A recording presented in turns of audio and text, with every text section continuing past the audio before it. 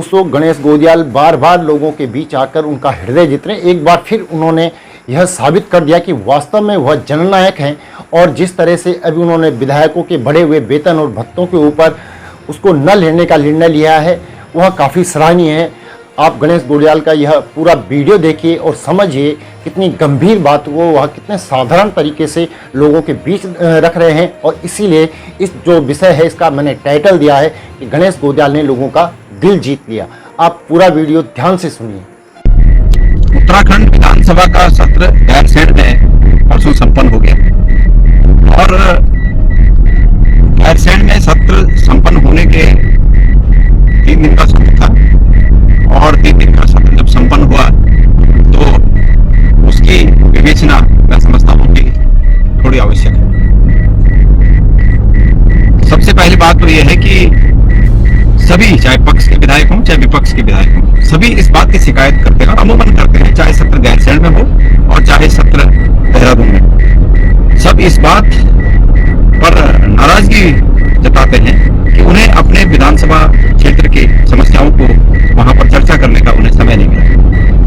इस बार विधानसभा में चूंकि धारचूला मुंसारी में आपदा के कारण वहां बहुत व्यथित हैं लोग और उनकी इस बात को, और चमोली में, रुद्रप्रयाग में, विभिन्न स्थानों पर, बागेश्वर में, विभिन्न स्थानों पर जो आपदा आई और आपदा के बाद वहां पर जो व्यवस्थाएं हुई, जो भी बातें हुई, वहां के माननीय विधायकगण इस बात पर चर्चा करना चाह रहे थे। और चूंकि सत्र 3 ही दिन में समाप्त करना है, इसलिए किसी को इस पर मौका नहीं मिला, बोलने का मौका नहीं मिला। सभी लोग व्यथित हैं, खास करके मेरे अनुज हरीश धामी जी इस बात से बहुत व्यथित थे और निश्चित रूप में उनका एग्रेशन, उनकी नाराजगी, उनका गुस्सा जो देखने को मिला वो जायज है। उनका ये कहना कि उन्होंने कहा कि भाई मैंने नियमों के अनुसार इस पर चर्चा की मांग की और जब चर्चा की मांग की तो उनका नंबर ही नहीं आया उस पर बोलने का, तो उस बात से बहुत व्यथित थे। सबसे पहली बात कि मेरा ये मानना है कि जब भी विधानसभा के सत्र हों, विधानसभा के सत्र की एक समय सीमा निश्चित होती है कि इतने दिनों के अंदर विधानसभा का सत्र आहूत किया जाना चाहिए। जब भी विधानसभा का सत्र आहूत किया जाए तो जो इस सत्र के लिए तय नियम है कि पक्ष और विपक्ष सब बैठकर तय करेंगे कि कितने दिनों का सत्र हो। सबसे पहले तो मैं कांग्रेस विधानमंडल दल से ये उम्मीद करूंगा कि कांग्रेस विधानमंडल दल जब भी सत्र हो, कम से कम ये मांग करे कि सत्र 15 दिन का तो होना ही चाहिए। और क्योंकि 70 माननीय विधायक हैं सदन के, तो 70 माननीय विधायक अपने क्षेत्र की कम से कम 1-1, 2-2 समस्याओं पर वहां पर चर्चा कर सकें और ये अपने क्षेत्र के लोगों को संदेश दे सकें कि वो उनके लिए वहां पर बात कर रहे हैं। ये संदेश तो निश्चित रूप में जाना चाहिए और विधानसभा की सार्थकता भी तभी है जब माननीय विधायकगण अपनी बातों को वहां पर कह सके और उनके क्षेत्र के लोग इस बात को देख सके कि उनके प्रतिनिधि, उनके विधायक वहां पर हमारी बात को रख रहे हैं।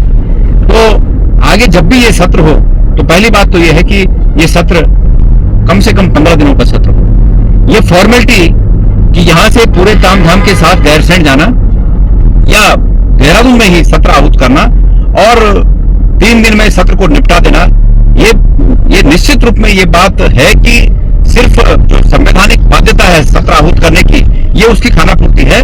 इस 3 दिन के सत्र से ये बिल्कुल जाहिर नहीं होता है कि सरकार की मंशा समस्याओं पर चर्चा करने की है और इससे ये लगता है कि सरकार चर्चा से बचना चाहती है, क्योंकि विधानसभा का जो प्लेटफॉर्म है, जो विधानसभा का मंच है, वही एक मंच है, हमारे प्रदेश का सर्वोच्च मंच है, जिस पर कि हम आम चर्चाओं का जिक्र कर सकते हैं, वहां पर बहस कर सकते हैं, सरकार के संज्ञान में ला सकते हैं। तो माननीय विधायकों का ये हक जिसके लिए कि धामी जी संघर्ष कर रहे हैं, उस हक को उन्हें दिलाने के लिए ये परम कर्तव्य सरकार का, विधानसभा अध्यक्ष जी का और विरोधी पक्ष का ये है कि सबको मौका मिल सके। इसलिए मैं उम्मीद करता हूं कि आगे आने वाला सब लोगों की सहमति से कम 15 दिन का हो। तो पूर्व विधायक एवं कांग्रेस के नेता गणेश गोदियाल ने विधानसभा सत्र में वेतन भत्ते बढ़ाने पर कई सवाल उठाए हैं। उन्होंने कहा कि भराड़ीसैंण में 3 दिवसीय सत्र में सरकार की केवल एक ही उपलब्धि खुद के वेतन भत्ते बढ़ाना रही है। विधानसभा के सत्र का कुल मिलाकर जो हासिल आया वो ये आया कि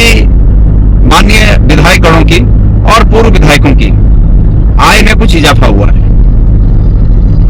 ये समाचार पत्रों के माध्यम से, क्योंकि आधिकारिक रूप से तो अभी किसी ने बाहर नहीं कहा है, लेकिन समाचार पत्रों के माध्यम से, सोशल मीडिया के माध्यम से ये जानकारी मिली है कि करीब 1.25 लाख के करीब वर्तमान विधायक गणों को और पूर्व विधायक गणों को भी 10,000 के आसपास, कोई 11,000 बोल रहा है, कोई 10,000 बोल रहा है, इसके आसपास पूर्व विधायक गणों को भी उनकी आय में इजाफा हुआ है। उसको पेंशन कहिए या उसको पेट्रोल भत्ता कहिए, जो भी जो विभिन्न मदों में 1.25 लाख, और वर्तमान विधायक गणों का जो मासिक जो उनको मिलना है वो 4 लाख के करीब तय हुआ है, ये बताया गया है। मेरा उत्तराखंड की सरकार से ये कहना है कि इतना गैरसैंण जाकर और सिर्फ 3 दिन का सत्र आहूत करके और इस एक उपलब्धि के साथ वापस आना कि माननीय विधायक गणों का और पूर्व विधायक गणों का मानदेय बढ़ाया गया या उनकी आय बढ़ाई गई, मैं समझता हूं कि ये सरकार के लिए भी उचित नहीं है और विपक्ष के लिए भी उचित नहीं है।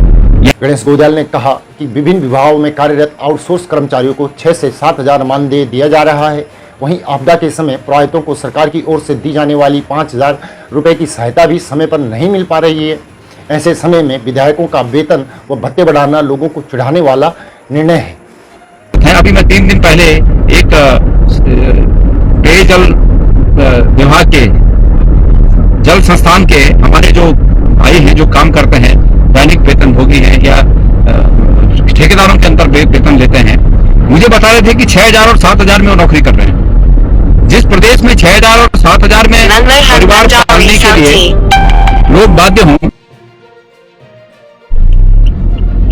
ऐसे में जबकि मैंने जल संस्थान की बात की, उपनल के तमाम मुझे लगता है 25 से 30,000 ऐसे कर्मचारी हैं जो बहुत ही अल्प वेतन में अपनी सेवाएं दे रहे हैं और 15-20 साल जिनको नौकरी करते हो गए हैं। मैं समझता हूं कि उनका पूरी जिंदगी उनकी लग गई है और ऐसे में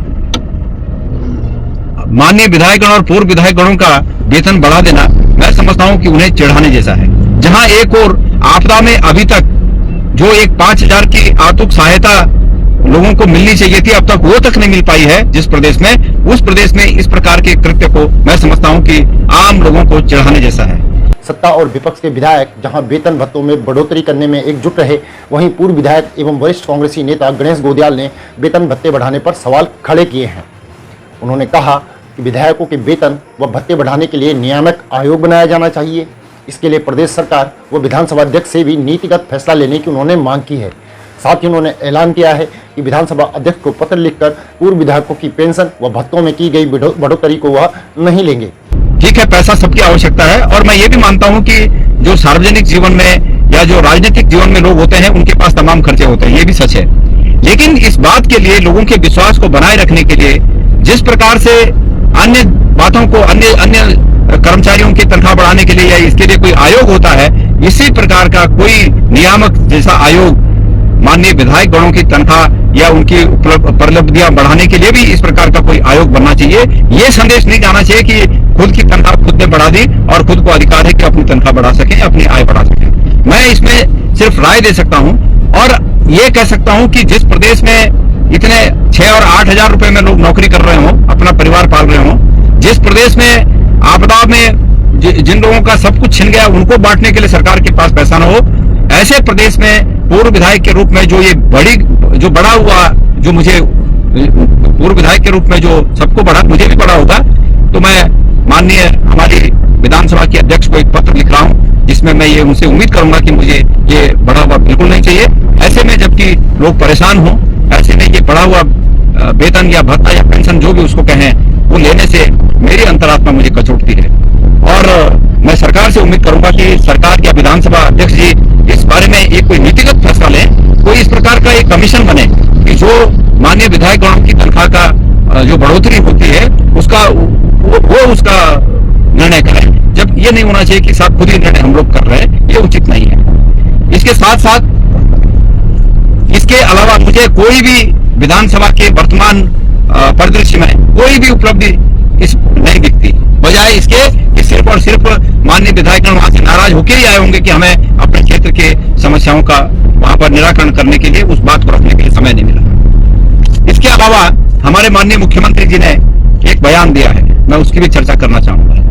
उनका बयान कश्मीर के बारे में यह है और उनका कहना है कि कश्मीर में कांग्रेस ने नेशनल कॉन्फ्रेंस के साथ चुनावी गठजोड़ करके गलत किया है और उन्होंने नेशनल कॉन्फ्रेंस को आतंकवादियों के साथ मिलीजुली उनका संबंध होने का आरोप लगाया और इस प्रकार उन्होंने कांग्रेस पर आरोप लगाया कि कांग्रेस आतंकवाद को सपोर्ट करती है। मेरा बहुत ही तीखा विरोध इस बारे में माननीय मुख्यमंत्री जी से है।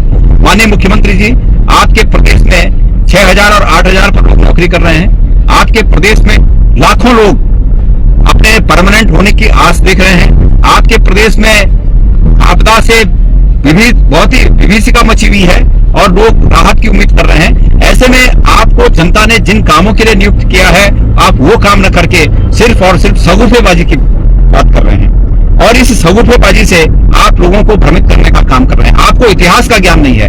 आपको इतिहास का ज्ञान दिला दूं कि नेशनल कॉन्फ्रेंस वो पार्टी है, आपको याद होगा कि शेख अब्दुल्ला जब भारत का विभाजन हो रहा था और उनके पास ये मौका था कि भाई वो किस पक्ष के साथ जाना चाहते हैं, भारत या पाकिस्तान, तो शेख अब्दुल्ला वो नेता थे जिन्होंने भारत में विलय को अपनी प्राथमिकता बताया कि हमारी प्राथमिकता भारत में विलय की है। और ऐसे लोग जो भारत में विलय को प्राथमिकता देते हैं, ऐसे देशभक्त लोगों को आप जो है अगर आतंकवादी नाम देंगे तो निश्चित रूप में ये कहीं ना कहीं निश्चित रूप में देश का नुकसान है। आप तो राजनीति कर रहे हैं, आप उत्तराखंड के सेंटिमेंट को भड़काकर अपनी राजनीतिक रोटियां सेकना चाहते हैं। आपसे जो प्रश्न पूछा गया कि केदारनाथ का मंदिर आप दिल्ली में बनाने के लिए क्यों चले गए, उस पर आज तक आपने माफी नहीं मांगी और बातें करते हो जम्मू कश्मीर की नेशनल कॉन्फ्रेंस की। मैं आपसे पूछना चाहता हूं कि आप ही की पार्टी ने आतंकवादियों की नजदीकी होने के तमाम आरोप लगने के बाद भी पीडीपी से गठबंधन राजनीतिक रूप में किया था, तब क्या आपकी जुबान कहां चली गई थी? ये अलग बात है कि आप तब मुख्यमंत्री नहीं थे, लेकिन आप तब भी राजनीतिक जीवन में थे, तब आपने क्यों कुछ नहीं कहा? तो ऐसा है कि जिनके मकान खुद शीशे की दीवारों के बने होते हैं, वो दूसरों के घरों पर पत्थर नहीं फेंका करते। और आपके एक मंत्री धन सिंह रावत जी ने अभी क्या बयान दिया पौड़ी में, आपको तो बयान भेजूं क्या, सुनने के लिए भेजूं? आपने सुना या नहीं सुना? उन्होंने कहा कि अभी 1 महीने पहले वो जम्मू कश्मीर गए थे और वहां की स्थिति ये है कि अगर एक दिन किसी होटल में रुको तो वहां के एसएसपी ने धन सिंह रावत जी को कहा कि कल इस होटल में मत रुकना, अगर आपने आज एक गाड़ी ली है तो कल यही गाड़ी मत रखना, आपने अगर आज एक ड्राइवर लिया है तो कल आप दूसरा ड्राइवर मत रखना। आतंकवाद की स्थिति आज भी ऐसी है। आपकी सरकार के होते हुए आपके केंद्र में 10 साल से सरकार है, कहां गया वो धारा 370 कि भाई इसके बाद जो है आतंकवाद खत्म हो जाएगा? कहां गया वो आपका नोटबंदी का कि भाई इसके बाद आतंकवाद खत्म हो जाएगा? क्या आप इस पर जवाब देंगे?